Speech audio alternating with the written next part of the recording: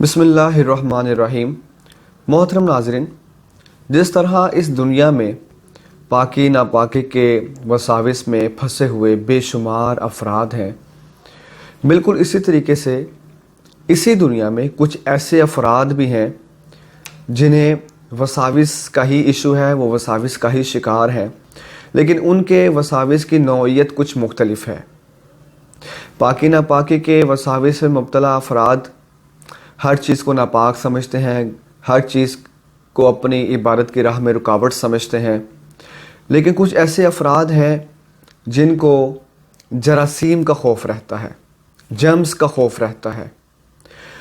जिस तरह पाकी नापाकी के वसाविस में मुब्तला अफराद को हर चीज़ नापाक महसूस होती है, बिल्कुल इसी तरीके से ऐसे अफराद को हर चीज़ के जरासीम का मुंतकिल होकर ख़ुद को लग जाने का खौफ लाहिक रहता है।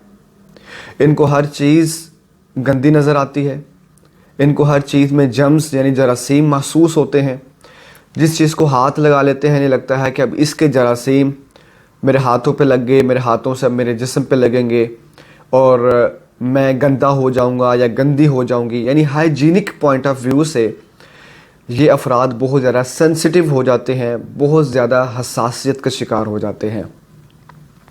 ऐसे अफराद को मरीज़ों से बहुत ज़्यादा डर लगता है, क्योंकि उन्हें लगता है ये मरीज़ है, अगर हम इनके करीब भी बैठेंगे, इनसे बात भी करेंगे, उनको हाथ लगाना या उनके बहुत क्लोज़ होना तो दरकिनार।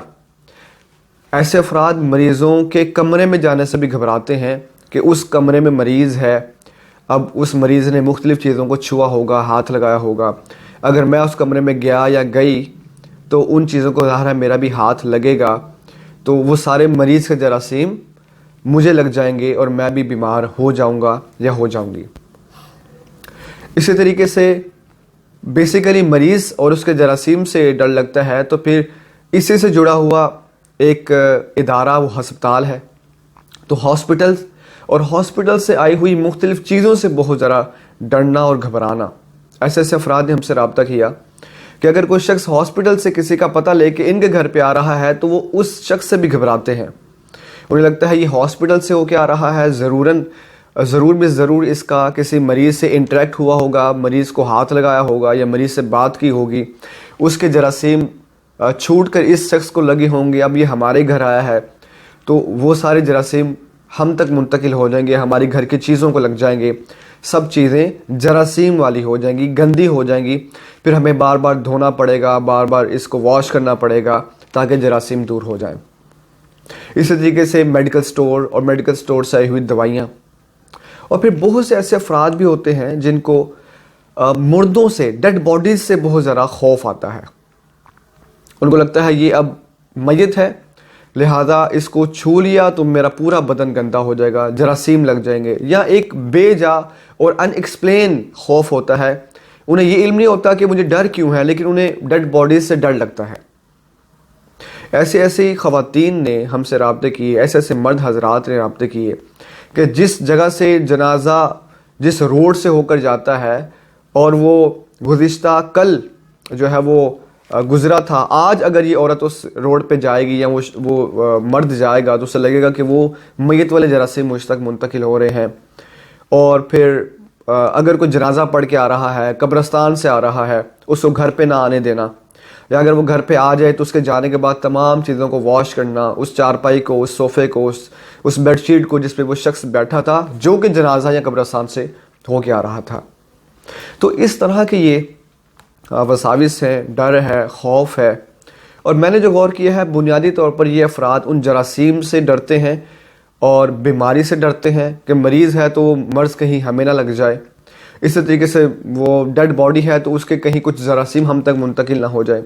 हॉस्पिटल या मेडिकल स्टोर या वहाँ से आई हुई दवाइयाँ, वो भी ज़ाहिर मरीज़ों से जुड़ा हुआ एक सिलसिला है, तो वो हम गंदे हो जाएंगे। फिर ये अफराद भी पाकी नापाकी के वसाविस में मुब्तला अफराद की तरह हर चीज़ को धोते हैं, वॉश करते हैं, बार बार हाथ धोएंगे, बार बार नहाएंगे, बार बार चीज़ों को धोएंगे। लोगों को घर आने से इनको खौफ आता है, घर आने नहीं देंगे, किसी के घर नहीं जाएंगे। ایک شخص نے ہم سے رابطہ کیا کہ وہ کئی سالوں سے کسی میت والے گھر پہ نہیں گیا، کسی کا جنازہ نہیں پڑھا، قبرستان نہیں گیا، اسی خوف کی وجہ سے۔ تو پاکی ناپاکی کے وساوس میں پھنسے افراد، اور یہ جن کو گندگی کا اور جراثیم کا خوف رہتا ہے، ان کا جو آؤٹ پٹ ہوتا ہے، یعنی جو ان کا بیہیویئر ہوتا ہے وہ سیم ہوتا ہے۔ وہ بھی چیزیں دھوتے رہتے ہیں، یہ بھی دھوتے رہتے ہیں، وہ بھی ہینڈ واش کرتے رہتے ہیں، یہ بھی کرتے رہتے ہیں، وہ بھی دن میں بار بار نہاتے ہیں، یہ بھی بار بار نہاتے ہیں۔ ان کو بھی لوگوں سے خوف آتا ہے، لوگوں سے ملاقات کرنے کا اور لوگوں کے گھر پہ آنے کا، کسی کے گھر جانے کے میں پرابلم، اور بازار مارکیٹ آنے جانے میں پرابلم۔ ان لوگوں کے ساتھ بھی سیم ٹو سیم یہی سین رہتا ہے، لیکن کیا ہے کہ خوف ان کا تھوڑا ڈیفرنٹ ہے۔ انہیں ناپاکی کا رہتا ہے، انہیں جرمز کا اور جراثیم کا اور بیمار ہو جانے کا یا مر جانے کا خوف رہتا ہے۔ اچھی طریقے سے ذہن میں رکھیں کہ شیطان جس بندے کو جس موضوع میں سینسیٹیو پاتا ہے وہ اس کو وہاں سے گریب کر لیتا ہے۔ اس کے لیے کوئی ایشو نہیں ہے کہ اس نے کسی کو پاکی ناپاکی کا خوف ڈالنا ہے یا کسی کو جرمز یا بیماری کا ڈالنا ہے۔ اس کا مقصد ہے کہ صرف آپ کو وساوس میں، خوف میں، ڈر میں، ڈپریشن میں، انزائٹی میں مبتلا رکھنا، تاکہ آپ کی زندگی تباہ رہے، آپ عبادات سے دور رہیں، آپ اللہ سے دور رہیں، آپ لوگوں سے دور رہیں، آپ اپنی زندگی سے اکتا جائیں، آپ اپنے معاملات سے دور ہو جائیں، بیوی بچوں سے دور ہو جائیں، اور رشتہ داروں سے، محلے داروں سے آپ کی زندگی تنہا ہو جائے، آپ کو مقید کر دے، بالکل تنہا کر دے، اور آپ کو اسی طریقے سے وہ اتنا فیڈ اپ کر دے کہ آپ ایک وقت آئے خودکشی کے بارے میں سوچنے لگ جائیں۔ تو یہ ہے شیطان کا حملہ۔ چلیے اس پر بات کرتے ہیں۔ اللہ سے میں دعا کرتا ہوں اللہ میری باتوں میں اثر پیدا کرے اور یہ آپ کے دل میں اترے، تاکہ اگر آپ اس طرح کے وساوس کا شکار ہیں تو آپ کا ذہن اس حوالے سے کلیئر ہو۔ سب سے پہلی بات کہ مریضوں سے خوف آنا، ہاسپٹل سے یا میڈیکل سٹور یا اس کی دوائیاں، اس طرح کے جتنے بھی چیزیں مریض سے جڑی ہوئی ہیں ان چیزوں سے یا خود مریض سے خوف آنا، اچھے طریقے سے ذہن میں رکھیں کہ یہ تو ممکن ہے کہ اگر انسان کسی مریض سے ہاتھ ملاتا ہے یا ہاسپٹل میں جاتا ہے اور مریضوں سے بات کرتا ہے یا مریض کے پاس بیٹھتا ہے، یعنی یہ تو اولاً تو یہ تو ممکن ہے کہ ایک آدھ یا چند جراثیم منتقل ہو جائیں، یہ تو چلے عقل مانتی ہے کہ ہو سکتا ہے، لیکن ذہن میں رکھیں کہ جراثیم اگر منتقل ہوتے ہیں مریض سے، تو وہ جراثیم اگر آپ کی باڈی کو لگ بھی جاتے ہیں تو آپ کا بیمار ہونا یقینی نہیں ہے۔ یاد رکھیے بندہ جراثیموں سے بیمار نہیں ہوتا، بندہ اس وقت بیمار ہوتا ہے جب اللہ تعالیٰ کا حکم آتا ہے۔ کسی کا بیماری میں مبتلا ہو جانا یہ ایک تقدیر کا فیصلہ ہے، رب تعالیٰ نے فیصلہ کر دیا ہے کہ کس نے کب بیمار ہونا ہے اور کب تک بیمار رہنا ہے، کب شفا پانی ہے۔ یہ حکم الہی ہے، فیصلہ الہی ہے۔ جراثیموں سے بندہ بیمار نہیں ہوتا، یعنی پاسبل ہے کہ جراثیم منتقل ہو کے ہم کو لگ جائیں، لیکن جب اللہ تعالیٰ کا حکم ہوگا تب ہی ان جراثیموں کے اندر وہ ابیلٹی، وہ صلاحیت اور وہ اثر پیدا ہوگا کہ اب وہ آپ کو بیمار کر سکیں۔ آپ اگر غور کریں تو وہ سارے افراد کہ جو مریض کے گھر والے ہوتے ہیں، اور وہ اسپیشلی وہ بندہ کہ جو مریض کے ساتھ رہ رہا ہوتا ہے، اس کی عیادت کر رہا ہوتا ہے، اس کی دیکھ بھال کر رہا ہوتا ہے دن رات۔ بعض ایسے مریض ہوتے ہیں کہ 24 گھنٹے ان کے ساتھ ایک بندہ خاص ہوتا ہے۔ کیا آپ نے کبھی دیکھا کہ ہر وہ شخص بیمار ہوتا ہے جو مریض کے ساتھ رہتا ہے؟ نہیں، مریض ہی بیمار رہتا ہے، اس کی عیادت اور تیمارداری کرنے والے ہر وقت بیمار تو نہیں رہتے، حالانکہ وہ مریض کے ساتھ بہت کلوز رہتے ہیں، اٹھانا بٹھانا، کھلانا نہلانا اور ساری چیزیں، کپڑے چینج کرنا اور قضاء حاجت کے معاملات واش کرنا، سب کچھ۔ تو کیا وہ ہر بار ایسا ہوتا ہے کہ جو بندہ مریض کے ساتھ ہوتا ہے وہ بیمار ہو جاتا ہے؟ نہیں۔ آپ اپنے خاندان میں نظر دہرائیں، جتنے مریضوں کے ساتھ رہنے والے لوگ ہیں صحت مند ہیں، ان تک بھی تو جراثیم منتقل ہوتے ہوں گے، اور یقیناً ہوتے ہوں گے۔ وہ کیوں بیمار نہیں ہو رہے؟ کیونکہ ان کے لیے حکم الہی نہیں ہے، فیصلہ الہی نہیں ہے، اللہ کا آرڈر نہیں ہے۔ جب اللہ کا آرڈر نہیں ہوگا، جراثیم لاکھوں کی تعداد میں بھی منتقل ہو جائیں، بندہ بیمار نہیں ہو سکتا۔ پھر ڈاکٹرز جو ہاسپٹل میں، جن کی زندگی ہی مریضوں کے ساتھ گزرتی ہے، پوری زندگی، یوں ہی سرجری کرنے والے ڈاکٹرز جو مریضوں کا جسم کھول لیتے ہیں اور جسم کے اندر تک ہاتھ چلے جاتے ہیں، کیا وہ ہر وقت بیمار رہتے ہیں؟ کیا جو ڈاکٹرز کینسر پیشنٹ کو ڈیل کرتے ہیں کیا وہ سارے ڈاکٹرز کو زندگی میں کبھی نہ کبھی کینسر ضرور ہوتا ہے؟ نہیں.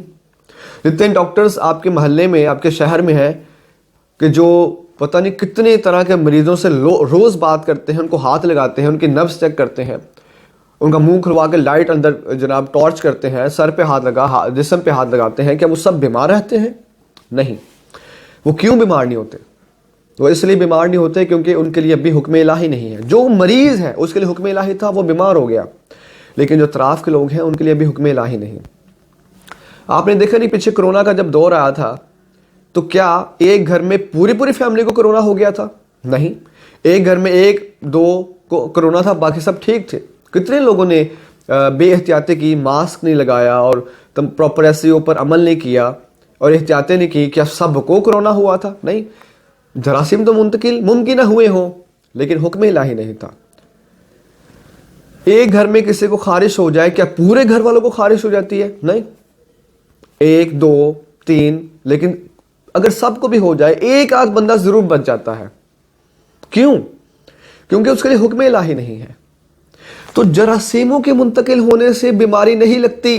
بیماری اس وقت لگتی ہے جب ان منتقل شدہ جراثیم کے لیے اللہ کا آرڈر بھی ہو جائے کہ اب تم اس کو بیماری لگاؤ، تب بیماری لگتی ہے. اس بات کو اچھے طریقے سے ذہن نشین رکھیں، ذہن بنائیں، مضبوط ہو جائیں، سینسٹیوٹی کو چھوڑیں، شیطان سے فائٹ کریں، ورنہ وہ آپ کو تباہ و برباد اور خودکشی کے کنارے پہ لے جائے گا.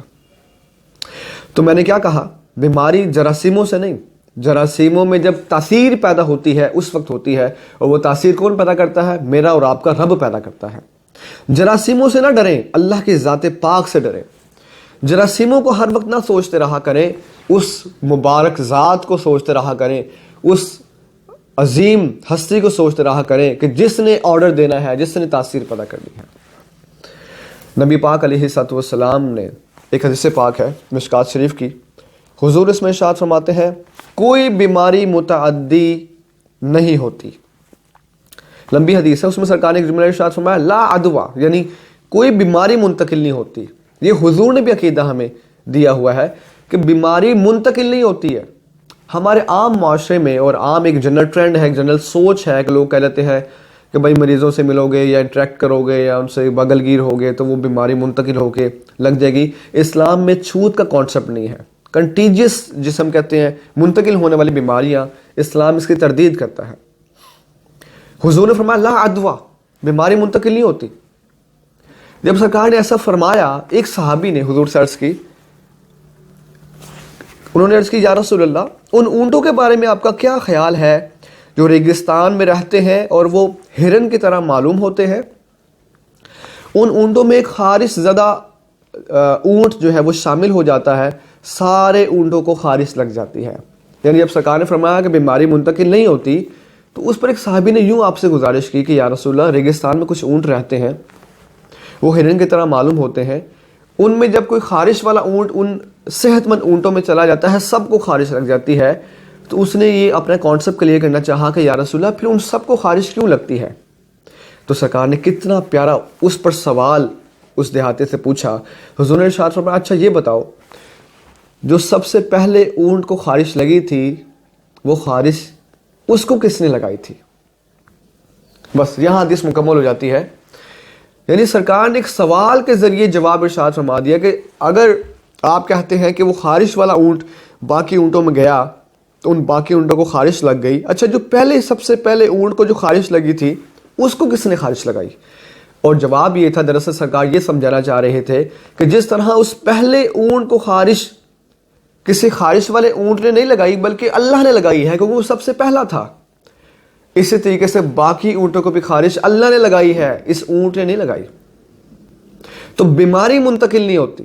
جراثیم منتقل اگر ہو بھی جاتے ہیں تو وہ جراثیم تبھی اثر رکھیں گے جب اللہ کا حکم ہوگا. اللہ کی طرف نظر رکھیں. لہذا آپ دیکھیں کہ مریضوں کے پاس جانے کے تو حدیث میں حکم ہے. سرکار نے ارشاد فرمایا جو شخص صبح کے وقت کسی مریض کی عیادت کے لیے جاتا ہے شام تک 70,000 فرشتے اس کے لیے دعائیں مغفرت کرتے رہتے ہیں. سبحان اللہ. اور جو شام کو کسی مریض کی عیادت کے لیے جاتا ہے صبح تک 70,000 فرشتے اس کے لیے دعائیں مغفرت کرتے رہتے ہیں. آپ سوچیں, اندازہ کریں کہ سرکار تو فرما رہے ہیں جو کسی مریض کا حال پوچھنے جائے اس کے لیے 70,000 فرشتے دعائیں مغفرت کرتے ہیں, اور آپ کی کیا حالت ہے کہ آپ سال ہر سال سے مریضوں کی شکل نہیں دیکھی اور ان کی عیادت کرنے نہیں گئے, رشتہ داروں کے ہاں مریضوں کے پاس نہیں جاتے, ڈرتے ہیں کہیں آپ بھی بیمار نہ ہو جائے. اگر یہ بیماری منتقل ہوتی اور اگر مریضوں کے پاس جانا اور ان کو چھونا, ان سے بات کرنا اتنا خطرناک ہوتا, سرکار بھی فرماتے کہ بھائی گھر پہ بیٹھ کے مریضوں کے لیے دعا کر دو, مریض کے پاس نہ جانا ورنہ بیمار ہو جاؤ گے. سرکار نے فرمایا جو مریض کے پاس جائے اس کی عیادت کرے 70,000 فرشتے دعائیں مغفرت کرتے ہیں. اس کا مطلب ہے یہ بہت بڑی عبادت ہے, اور اس کا یہ بھی مطلب ہے کہ اس سے بیماری منتقل نہیں ہوتی. اگر اس میں کچھ خطرہ ہوتا تو میرے اور آپ کے نبی اس سے منع فرما دیتے. سرکار نے الٹا مریض کے پاس جانے کا حکم دیا ہے, جاؤ اس کے پاس جاؤ. اس لیے ذہن کو بدلیں, سوچ کو بدلیں. آج کے بعد مریضوں کے پاس بھی جائیں, ان کی عیادت کے لیے جائیں. اگر وہ آ جاتا, کوئی مریض آپ کے گھر پہ آ جاتا ہے, اتنا ڈرے نہیں, گھبرائے نہیں, ان کے پاس بیٹھے حال چال پوچھیں. ہاں یہ ضرور ہے کہ اسلام نے ایک مناسب احتیاط کرنے کا حکم ضرور دیا ہے. یہ نہیں کہ بالکل بے پرواہ ہو جائیں اور بالکل جو ہے وہ اب ہم یہ سوچیں کہ احتیاط کرنی ہی نہیں. احتیاط کریں, لیکن اتنی احتیاط کریں جتنا نارمل لوگ احتیاط کرتے ہیں, ایک مناسب حد تک. جیسے کھانے سے پہلے ہاتھ دھونے کا حکم ہے کہ بھائی جو جراثیم ہوں گے وہ اتر جائیں گے, کوئی زہر آلود چیز ہاتھوں پہ لگی ہوگی تو وہ اتر جائے گی. لیکن اسلام نے اس بات سے سختی سے منع کیا ہے کہ انسان اتنا ڈر اور خوف میں مبتلا ہو جائے کہ اس کا اللہ کے فیصلے سے حکم نظر ہٹ جائے, تقدیر الہی سے نظر ہٹ جائے, رب سے نظر ہٹ جائے, صرف جراثیموں کی طرف نظر اس کی لگی رہے. اسلام اس بات کی نفی کرتا ہے. اور اتنا ڈر, اتنا خوف, اتنی بے چینی, اتنی بے قراری کہ انسان نفسیاتی مریض بن جائے. سوشل لائف, پریکٹیکل لائف, کاروباری لائف, ازدواجی زندگی, بیوی بچوں والی زندگی سب تباہ ہو جائے. اسلام اس بات سے سختی سے منع کرتا ہے, بہت زبردست اس کو ڈس ایگری کرتا ہے, ڈسکریج کرتا ہے کہ انسان نفسیاتی بن جائے. ایک مناسب احتیاط کریں, لیکن جو آپ کے ساتھ زندگی کا معاملہ آپ کا ہو چکا ہے وہ بالکل غلط ہے. اس کے بعد اچھا یہی معاملہ ہے ہسپتال کی چیزوں کا, ہسپتال کا, دوائیوں کا, میڈیکل سٹور کا, کہ آپ آج کے بعد نارملی ہاسپٹل بھی جا سکتے ہیں, ہاسپٹل سے بندے کے ساتھ ملاقات بھی کر سکتے ہیں, مریضوں کے پاس جائیں, عیادت کریں تاکہ فرشتے آپ کے لیے دعا کریں. آپ کی جو زندگی تباہ ہو چکی ہے وہ ذرا سکون کی طرف آئے, فرشتوں سے دعا لیں. اے اللہ کے بندے اور اے اللہ کی بندی, فرشتوں سے دعا لینا سیکھو. اور فرشتے آپ کے لیے کب دعا کریں گے؟ جب آپ کسی مریض کے پاس جا کے اس کا حال چال پوچھیں گے. امید ہے کہ آپ اس پر عمل کی کوشش کریں گے. اگلی بات, جو میت سے لوگ ڈرتے ہیں, گھبراتے ہیں, دیکھیے یہاں بھی یہی معاملہ ہے. چلو مریض تو پھر مرض میں مبتلا ہے, پھر کچھ عقل اس بات کو تسلیم کرتی ہے کہ اس کے مرض سے کچھ جراثیم ہو سکتے ہیں. وہ تو میں نے کلیئر کر دیا کہ جراثیموں کا منتقل ہونا تو پاسبل ہے, لیکن وہ اثر تب کریں گے جب اللہ کا حکم ہوگا. لیکن میت میں کون سے جراثیم آ گئے؟ بلکہ جب بندہ فوت ہوتا ہے اس کو تو لوگ اچھے طریقے سے غسل دیتے ہیں, پراپر طریقے سے صاف بیری کے پتوں ملا پانی اور نیم گرم پانی سے پراپر غسل دے کے صاف شفاف کر کے نیا کفن دے کے رکھتے ہیں. اس میں تو جراثیم ہونا یہ تو اور عقل سے بہت دور کی بات ہے. تو لوگ جو ڈیڈ باڈی سے ڈرتے ہیں اور میت سے ڈرتے ہیں, ان کے لیے پیغام ہے کہ یہ صرف شیطانی حملے کا آپ شکار ہیں. فوراً سے پہلے اس حملے سے باہر آئیں. اور اس کے بارے میں بھی سرکار مدینہ علیہ السلام نے ارشاد فرمایا, جو شخص کسی جنازے کو 40 قدم تک کندھا دے گا اللہ اس کے 40 کبیرہ گناہوں کو معاف کرے گا. سبحان اللہ. جب کوئی بندہ کسی میت کو کندھا دے گا تو ظاہر ہے کہ وہ میت کے چارپائی کو اٹھائے گا, اوپر میت لیٹی ہوئی ہے. اب جو افراد میت جس راستے سے وہ لے کے جاتے ہیں اس راستے پہ نہیں چلتے, ان کے لیے میرا پیغام ہے, آپ نے ایک عبادت کو اپنے لیے عذاب بنا لیا ہے. اور جس عمل میں اللہ اس کے رسول نے ثواب رکھا ہے, گناہوں سے نجات رکھی ہے, پاکیزگی رکھی ہے, اگر آپ اس کو اپنے لیے بیماری اور عذاب کی وجہ بنائیں گے تو ظاہر ہے کہ آپ کی زندگی تو تنگ ہوگی نا. سرکار فرمایا کہ جو جنازے کو کندھا دے اس کے 40 کبیرہ گناہ معاف ہوتے ہیں. آپ کو پتا ہے کبیرہ گناہ صرف توبہ سے معاف ہوتے ہیں, یا جس طرح جو سرکار نے اس طرح کے جو اعمال بیان فرمائے ان اعمال سے معاف ہوتے ہیں. 40 بڑے بڑے گناہ معاف ہوتے ہیں میت کو کندھا دینے سے. اور آپ اس راستے پہ بھی نہیں جاتے, آپ اس گھر نہیں جاتے کہ جہاں فوتگی ہو گئی ہو. یہ کس قدر حماقت ہے یہ کس قدر اپنے ساتھ ظلم ہے اور کس قدر شریعت کے احکامات کے ساتھ مذاق ہے۔ پھر سرکار نے فرمایا کہ جو کسی جنازے کے ساتھ چل کے قبرستان جائے، اس کے لیے ایک جنازہ پڑھے، اس کے لیے ایک احد پہاڑ جتنا ثواب ہے۔ سبحان اللہ۔ پھر سرکار نے فرمایا جو قبرستان بھی جائے اور تدفین تک ساتھ رہے، اس کے لیے 2 احد پہاڑ جتنا ثواب ہے۔ یعنی حضور نے جنازے کے ساتھ چلنا، پھر قبرستان جانا، پھر جنازہ پڑھنا، پھر اس کے بعد تدفین تک ساتھ رہنا، ان سب باتوں کے لیے فرمایا 2 احد پہاڑ جتنا ثواب ہے۔ آپ ذرا نیٹ پہ سرچ کریں کہ احد پہاڑ کا ڈائیمیٹر، اس کا ڈسٹینس، اس کا فاصلہ کتنا ہے، تو آپ کی عقل دنگ رہ جائے گی وہ کتنا بڑا پہاڑ ہے۔ حضور تو جنازے کے ساتھ چلنے، جنازہ پڑھنے، قبرستان ساتھ جانے، میت کو قبر میں اتارنے، تدفین تک ساتھ رہنے کے بارے میں تو احد پہاڑ جتنے ثواب ارشاد فرما رہے ہیں۔ یعنی اتنی بڑی عبادت ہے یہ کہ احد پہاڑ جتنا ثواب ملتا ہے، اور اگر تدفین تک ساتھ رہے تو 2 احد پہاڑ جتنا ثواب ملتا ہے۔ آپ نے اس کو اپنے لیے کیوں عذاب بنا لیا ہے؟ آپ نے اس کو اپنے لیے تکلیف کی، اذیت کی وجہ کیوں بنا لیا ہے؟ آپ کیوں اس راستے پہ نہیں جاتے جہاں سے جنازہ گزرا ہو؟ آپ کیوں اس گھر پہ نہیں جاتے جہاں کسی کا انتقال ہوا ہو؟ یہ صرف شرعی احکامات سے، دینی تعلیمات سے ناواقفیت کا نتیجہ ہے۔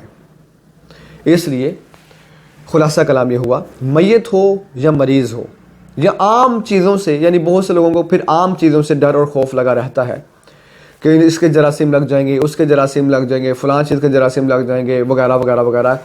جراثیموں سے آج کے بعد جو ہے وہ آپ ڈرنا چھوڑ دیں، صرف نظر اللہ کی طرف رکھیں اور یہ عقیدہ رکھیں کہ اگر 1000 چیزوں کے جراثیم بھی مجھ تک آ جائیں، مجھے بیمار اس وقت کریں گے، مجھے گندا اس وقت کریں گے جب اللہ کا حکم ہوگا۔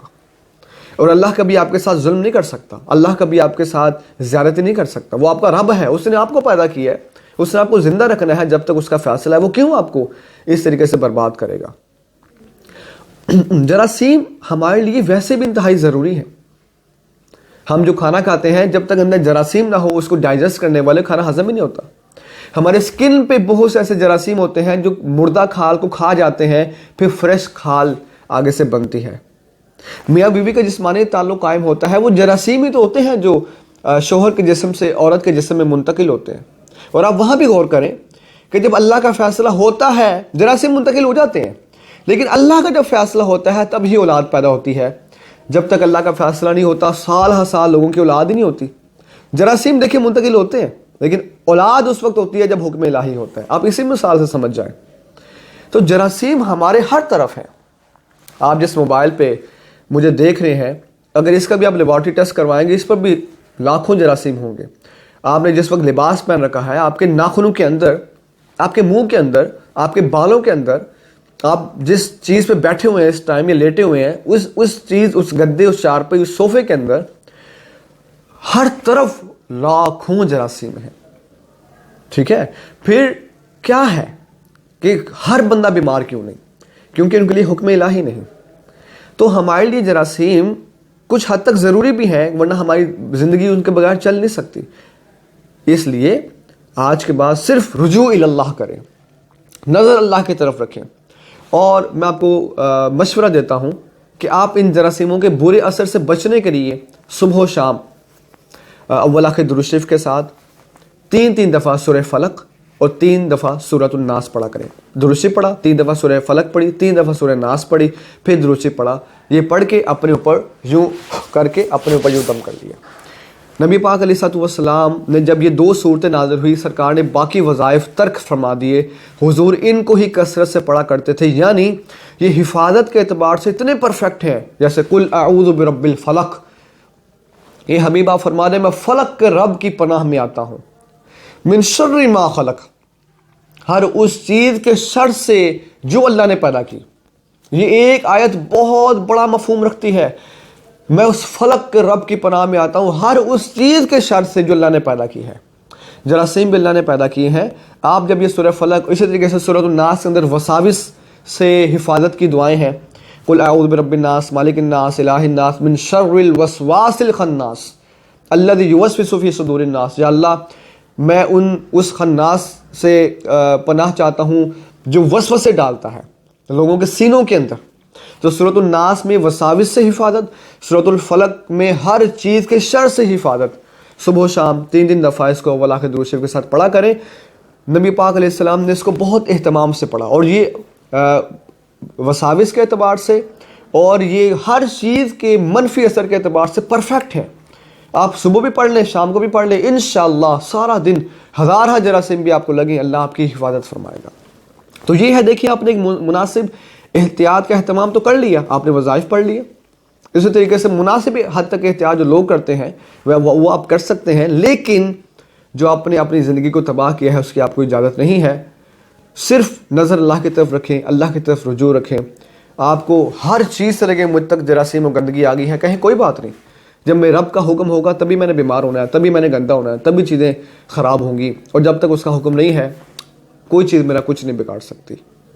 نیچے میرا واٹس اپ نمبر ہے، اگر آپ پھر بھی رہنمائی چاہتے ہیں، اگر آپ پھر بھی آپ کو لگے کہ آپ کو مزید ساتھ کی ضرورت ہے، مزید موٹیویشن کی ضرورت ہے، اگر آپ سمجھتے ہیں کہ ابھی بھی کچھ ایسے مسائل ہیں جو آپ پوچھنا چاہتے ہیں، واٹس اپ نمبر ہے، اس پر آپ واٹس اپ پہ میسج کر کے انتظار کریں. انشاءاللہ میں آپ کا ساتھ دوں گا، تب تک ساتھ رہوں گا جب تک آپ ٹھیک نہیں ہو جاتے. اللہ سے دعا ہے اللہ تعالیٰ میری ان باتوں میں تاثیر پیدا کرے. دیکھیں باتوں میں بھی تاثیر تب پیدا ہوگی جب حکم الہی ہوگا. اللہ میری ان باتوں میں تاثیر پیدا کرے تاکہ وہ آپ کے دل پر اثر کرے اور آپ اپنی اس اذیت ناک زندگی سے باہر آ سکیں. اور اللہ سے دعا ہے کہ اگر آپ تک جراثیم آ بھی رہے ہیں، میں دعا کرتا ہوں یا اللہ اس سننے والے کو ان تمام جراثیم کے منفی اثر سے محفوظ فرما، ان کے ذہن کو جو تمام وساوس سے محفوظ فرما، اور ان کو ریلیکس اور ہیپی زندگی گزارنے کی توفیق عطا فرما. آمین. وما علینا الا البلاغ المبین.